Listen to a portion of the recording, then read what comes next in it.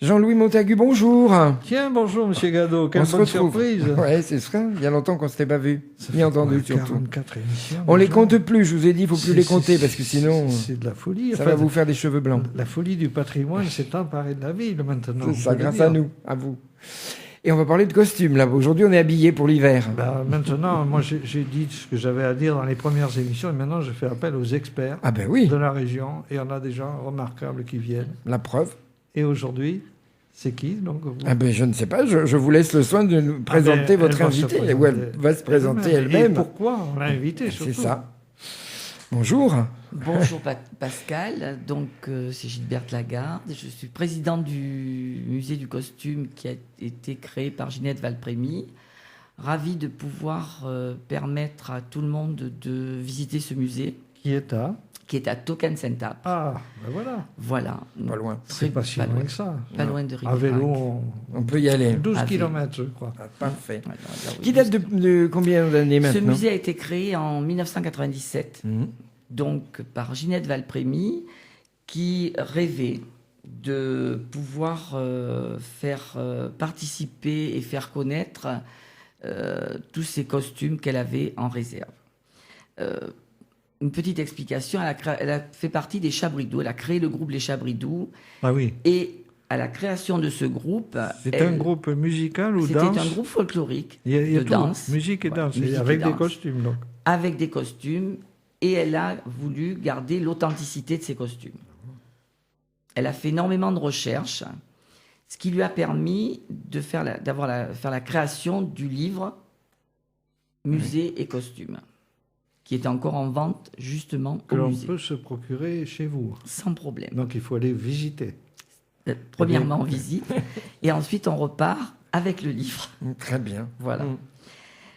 Donc, à la recherche de tous ces costumes, pas mal de personnes ont découvert dans leur grenier des costumes de leurs ancêtres et les ont amenés à Ginette, qui les a magnifiquement restaurés, lavés, amidonnés et gardés dans son grenier à elle. Mais elle était un peu couturière, donc. Couturière, Mais par- descendante de Ah oui, couturière. Mais Sa maman par, était par couturière. passion, ouais, c'est pas son métier. Et une passion sans égale. Que chez moi, au passage, je souligne que je suis petit-fils de 2 couturières et j'ai toujours la machine Singer à pied avec le... Le pédalier. Oui, voilà. Ce n'est pas la première, la machine à pied. Ah bon Au musée, nous avons une machine Ah. qui est la première et qui n'a pas les pieds, Et comment qui a on faisait la roue sur le côté. Ah oui, bah, il faut... c'est d'autant Mais il plus faut y bien. aller. Il oui. faut y aller, il y a Bah pas de oui, problème. Voilà. c'est pour ça qu'on a invité madame. Pour Donc nous donner ces envie. pièces ont été mises à, Conservées. bien conservées. Et elle a présenté ce projet à la mairie de Ribérac, qui éventuellement n'a pas été intéressée. Et donc, Il n'y a pas de musée à Ribérac, c'est normal. lorsque Michel Debé, à l'époque maire de Tocane, a restauré l'hôtel Paradol, il a présenté... Paradol, attendez, c'est une famille noble, ça, c'est une famille noble. de la région, avec les Tocane. Fayolle et des gens comme ça. Voilà. Oui, ça me rappelle quelque chose. Tocane appartenait presque à la famille Paradol en totalité. Donc ils avaient un hôtel Dans le centre-bourg. Voilà, qui date déjà de quelques siècles, donc. Voilà. Ça, sûrement. Oui. Donc l'idée a germé et 2 années ont été nécessaires pour faire ce musée avec des vitrines, des mannequins, une exposition assez progressive. On progresse. Mais je peux quand même témoigner pour l'avoir visité au moins une fois avec ma mère, c'est tout à fait remarquable. Hein. C'est vraiment du travail professionnel qui a été fait là. C'est du travail professionnel. Grâce à la ténacité de Ginette, nous avons réussi à avoir les vitrines et tout ce qu'il faut, l'éclairage. C'est ce qui permet les vitrines de conserver justement ces Oui. costumes. Ah oui, sans les vitrines, nous n'aurions plus les costumes, puisque ça va faire 23 ans que c'est en place. Avec les mythes. On met de l'anti-mythe l'hiver, donc il n'y a pas de mythe, il n'y a rien, tout est Préservé de la Préservé. poussière aussi. Voilà. Et c'est un conseil que j'en profite pour donner à tous les gens qui ont des petits musées dans les environs, qui souvent, ils sont obligés de se taper les poussières déjà, et puis qui risquent la dégradation. Par exemple, le musée Larigaudy ou le musée de l'outil à Saint-Privat. C'est très très important parce que depuis 1997, nous avons simplement relavé 2 pièces ou 3 pièces qui avaient un petit peu jauni, qui s'étaient un petit peu abîmées. C'est vrai, parce que oui, il y a l'influence de la lumière quand même. L'influence de la lumière, mais nous avons des vitres qui sont étanches et qui sont vraiment faites pour la... Allez, Donc, on passe à la visite maintenant. alors, visite virtuelle rapide. Oui. Voilà. Nous avons dans une petite tourelle, dans les Chauguettes, un musicien avec une chemise en chanvre, un petit gilet en indienne, un chapeau de feutre, voilà. Que nous ferons des petits commentaires plus prolongés quand Oui, on ira lors de la visite. Nous avons une petite glaneuse avec bien habillée, voilà. Après, nous avons la vitrine des hommes avec la blouse noire en lin, le bonnet de coton, les sabots, les foulards, les vestes. Qu'on voit sur les cartes postales. Qu'on voit sur les cartes postales. Absolument. On a le second mannequin qui, lui, n'est plus la personne de la campagne, mais la personne de la ville. Oui. Ensuite, on a une autre vitrine avec 3 personnages, une grand-mère, une mère et une fille, qui existaient toujours dans les familles à la campagne, à au la 19e. campagne. Les générations étaient ensemble. 3 générations ensemble. Absolument. Avec ici des écheveaux en chambre,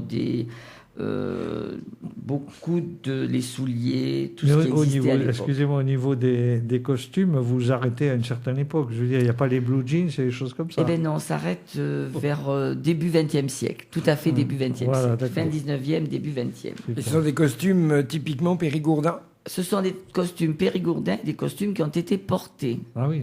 Il y a un seul costume qui a été recréé, et c'est indiqué dessus, il a été recréé en 1951 sur un modèle identique. Mais tous les costumes, ils ont été portés, renettoyés, reamidonnés. Donc il intéresse aussi les groupes folkloriques, pendant les Félibrés peut-être Tout à fait. En principe, Nadine Philippe, qui est la conservatrice du musée, essaie de transmettre aux personnes de la Félibrée, à ceux qui font les costumes, les données pour faire les costumes qui doivent être authentiques pour la Félibrée.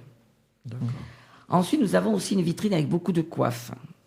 Beaucoup de coiffes, les coiffes du Ribéracois, les coiffes du non-trôné, les coiffes de Jumillac-le-Grand, avec différentes formes et des explications, bien sûr, qui vont avec. Parce que chaque coiffe est différente, donc elle a une signification à chaque fois. Oui. Et quand on dit, par exemple, coiffe de Ribérac, c'est parce qu'elle a été portée par des personnes de Ribérac qui l'ont donnée à Madame Valprémy. Voilà. Toutes elles ont été portées et données, donc c'est bien... On a aussi les... C'est la fameuse quichenote. La quichenote, j'y arrivais, merci. La quichenote qui a été souvent portée dans le Ribéracois. Quelle est la particularité de cette Eh bien, la quichenote, vous viendrez la voir. Vous viendrez la voir, protégée du soleil et du froid. C'est surtout pour empêcher les agressions sexuelles, non? C'est pas d'époque. Kiss me not. Voilà, c'est ça. Les Anglais, soi-disant, voulaient embrasser les femmes. Bon, écoutez, ça, c'est une petite anecdote. Oh, mais c'est certainement vraisemblable. Mais on a... Parce qu'après, il y a eu à nous les petites anglaises, mais c'était plus récent, ça. La quichenote a perduré parce qu'il y avait M. Valentin qui faisait des quichenotes à Ribérac. Oui. Donc, la grand-mère de mon mari a porté la quichenote.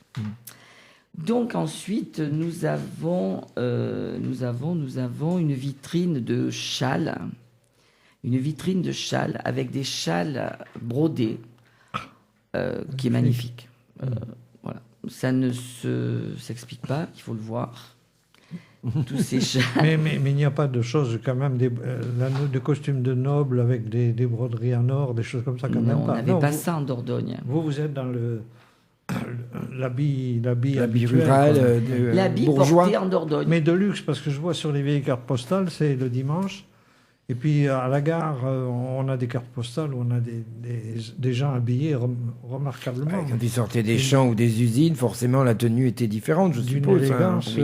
Alors dans notre 3e salle, nous avons les costumes de la bourgeoisie avec une robe de mariée, des mannequins, des jupes noires, les jupes à traîne, les corsages blancs, comment dirais-je, la jupe Vertugadin. La jupe. On a aussi beaucoup de petits sacs à main. On a les capelines. On a aussi, par contre, après, dans l'autre vitrine, nous avons les dessous féminins. Donc, les chemises brodées. Parce que... Mais dites, vous avez une collection fantastique. Et vous avez aussi des réserves ou vous exposez tout, là? On a tout exposé. Nous avons 800 pièces. Ah oui, c'est considérable. Ça vaut le déplacement. Oui, ça vaut la reconnaissance, j'allais dire, de la région, parce qu'il ne peut pas y avoir beaucoup de musées comme celui-là. Non, et nous avons une fierté, c'est que quand les gens arrivent, on est ravis, et quand ils repartent, on a toujours un effet très positif. Mais vous avez d'ailleurs un site internet qui permet déjà de se faire une idée pour ceux qui sont loin ou qui hésiteraient. Tout à fait. Je l'ai visité aussi, je pense qu'il reflète bien... Il reflète bien toute la collection et... Mais vous ne nous avez pas tout dit, il me semble, j'ai entendu parler d'instruments de musique aussi. Alors nous avons des instruments de musique, nous avons une vielle. Vous voulez nous les cacher peut-être? Mais oui, il faut y aller, c'est qu'il faut aller au musée. Je ne peux pas tout vous dire, il faut qu'il reste quelques surprises. Bien sûr. Donc il y a une vielle qui est avec... il y avait un musicien, donc il fallait bien qu'il ait quelque chose. Il y a des petits accordéons diatoniques. Ah, mais c'est formidable. Et après, en musique, on a peut-être que ça quand même. Un violon, non? Non, on n'a pas de violon. Ah, vous faire un appel, on va peut-être compléter votre collection. Est-ce que vous en cherchez justement toujours des costumes ou plus? Non. Alors malheureusement, nous avons beaucoup de personnes qui aimeraient nous donner, et c'est très gentil, mais quand vous aurez visité le musée, vous verrez qu'il est quand même assez difficile de rajouter parce que le musée, il n'est pas extensible. Et on ne peut pas remettre des vitrines et casser cette harmonie. Oui, parce que vous nous l'avez dit, il y a un circuit. Il y a un circuit. C'est pour ça que je parlais des réserves. Souvent, dans les musées, on ne voit que 10%. Enfin, je parle du Louvre. Mais là, vous avez tout exposé. Je dirais qu'il y avait peut-être 20% de ce qu'elle avait dans son grenier, mais on ne peut pas tout exposer, même si... C'est un aperçu, quoi. On reçoit des pièces magnifiques, mais après, il faudrait remettre un mannequin, il faudrait refaire... C'est une visite libre, une visite guidée qui est proposée? Une visite guidée. Alors, si les personnes veulent la faire libre, on les laisse libres. Nous sommes des bénévoles, pas oublier. D'ailleurs, nous recherchons des bénévoles. Si des gens sont intéressés, c'est avec grand plaisir. Ce sont des bénévoles qui font la visite guidée, parce que si on ne met pas le point sur le petit détail, la personne ne va pas le voir. Il ne faudrait pas qu'ils parlent anglais aussi, parce que vous avez peut-être des visiteurs britanniques. On a des visiteurs anglais, nous avons un guide anglais pour les accompagner. Et bientôt un chinois. Mais ça, c'est pour plus tard. Il faut qu'ils reviennent. Non. C'est bien. Mais ils parlent anglais maintenant, les Chinois. Oui, les Chinois parlent anglais. Donc la visite dure combien de temps à peu près? Ça dépend. Il faut compter une bonne heure. De l'intérêt aussi. De l'intérêt des personnes qui viennent, mais il faut compter une bonne heure. C'est une curiosité qui fait que les gens poussent la porte de ce musée du costume, où ils ont un intérêt peut-être professionnel ou une curiosité. Quelques personnes ont eu un intérêt professionnel, mais c'est une curiosité. Et voilà. C'est vrai qu'il faut aimer les costumes, il faut aimer les chiffons. Mais vraiment, les gens ne sont pas déçus. Mais ça revient. Enfin, je ne sais pas si des grands couturiers s'y sont intéressés un jour, parce que souvent, ils reviennent à des idées d'anciens. Oui, une fois, nous avons eu une personne de Paris qui est venue, qui faisait partie de... L'atelier de couture. Une équipe de maison de couture. Les extravagants qu'on connaît en ce moment, ils sont bien capables d'aller copier un costume du Périgord. Mais la mode est un éternel recommencement, donc... Je pense qu'il y a eu des copines. Mais bon, c'est normal. Bien sûr, oui. C'est toujours important voilà. de savoir un peu d'où viennent nos costumes, parce que, on s'en sert encore aujourd'hui. Sauf qu'à l'époque, c'était pas du made in chinois. Ah non, c'était du made in France. Périgord. Voilà, Périgord, parce que sûrement des costumes étaient faits à la maison ou la couturière du village. Oui, la couturière venait. Il y a aussi les tissus qui étaient faits, les Valenciennes étaient faits dans la région. Il y a eu plein de choses qui étaient faits dans la région, Angoulême, tout ça. Donc, Très bien. Oui, d'ailleurs, moi, je me souviens de mon grand-père qui était toujours tiré à 4 épingles, même dans la journée où les Ça jours de dépendait semaine. du métier, parce Il que s'est- les paysans... il se promenait en cravate. Oui, mais bon. Et même parfois le marché du vendredi, ici, on a des paysans qui se mettent en dimanche. Oui, oui.